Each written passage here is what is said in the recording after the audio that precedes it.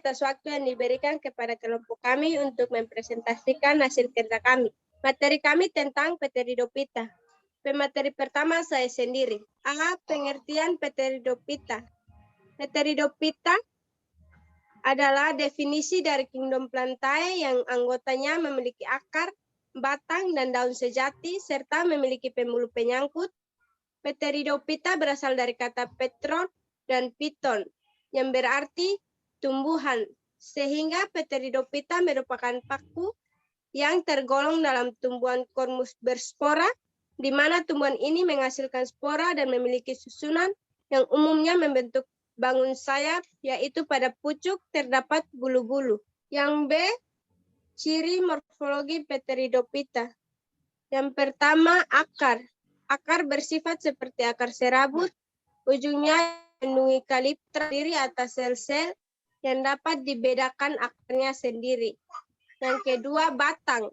Pada sebagian jenis tumbuhan paku, batang tidak tampak terdapat di dalam tanah, berupa rimbang, mungkin menjalar atau sedikit tegak. Jika muncul di atas permukaan, batangnya sangat pendek, sekitar 0,5 meter. Tetapi ada beberapa jenis tumbuhan paku, seperti paku pohon atau paku tiang, yang panjangnya mencapai 5 meter, dan kadang-kadang bercabang, misalnya Alsophylla dan Chithea. Yang ketiga, daun.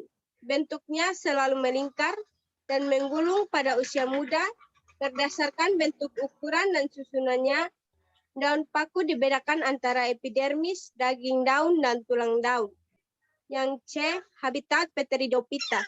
Habitat Pteridophyta ada di darat, terutama pada lapisan bawah tanah di dataran rendah, tepi pantai, lereng gunung, 350 meter di atas permukaan laut, terutama di daerah lembab, dan ada juga yang bersifat epifit atau menempel pada tumbuhan yang lain. Tumbuhan paku merupakan tumbuhan fotoautotrof. Tumbuhan paku ada yang hidup mengapung di air, misalnya Azolla pinnata dan Marcellea crenata. Yang D, sistem reproduksi Pteridophyta. Tumbuhan paku ini dapat reproduksi secara aksesual vegetatif, yakni dengan stelon yang menghasilkan gema atau tunas. Gema adalah anakan pada tulang daun atau daun yang menghasilkan spora.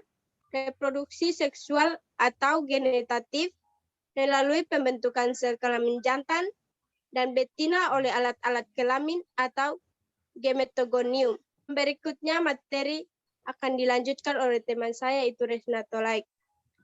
Baik, saya akan melanjutkan materi yang berikut, klasifikasi Pteridophyta. Tumbuhan paku atau Pteridophyta dibagi menjadi 4 diviso, yaitu yang pertama, paku purba. Paku purba adalah tumbuhan paku yang sederhana dan mempunyai susunan cukup sederhana. Tanaman ini berupa ranting yang bercabang-cabang, terdapat bulu-bulu halus yang meliputi, berakar serabut halus, biasanya disebut akar semu, berfungsi juga sebagai perekat pada tumbuhan lain. Yang kedua, paku kawat. Paku kawat adalah tumbuhan paku heterospora yang menghasilkan 2 jenis spora, yaitu mikrospora dan makrospora. Tumbuhan ini biasanya disebut paku kawat atau paku rambut karena memiliki daun yang sangat kecil. Yang ketiga, paku ekor kuda. Tumbuhan paku yang hidup di daerah tropis sering disebut paku ekor kuda karena memiliki ekor yang panjang. Yang terakhir, paku sejati. Paku sejati merupakan paku yang disebut dengan tumbuhan pakis.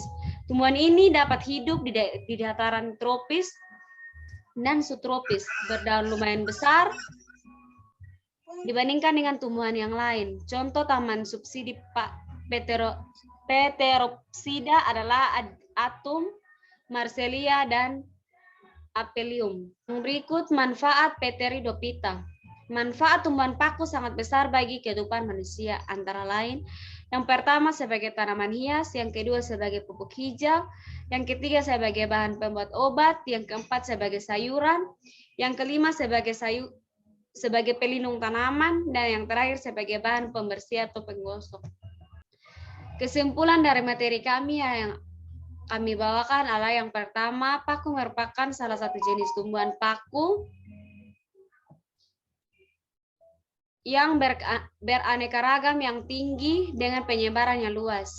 Tumbuhan paku merupakan salah satu kelompok tumbuhan tertua. Ciri-ciri diantaranya adalah akar, batang, dan daun memiliki pembuluh angkut berupa xilem dan floem. Habitat tumbuhan paku ada di darat, terutama pada lapisan bawah tanah di daerah rendah, tepi pantai, lereng gunung, 350 meter di atas permukaan laut. Tumbuhan paku ini dapat bereproduksi secara aseksual dan seksual. Tumbuhan paku juga memiliki sekitar 12 spesies, beberapa spesiesnya mampu tumbuh dan bertahan hidup di berbagai daerah dengan iklim yang berbeda.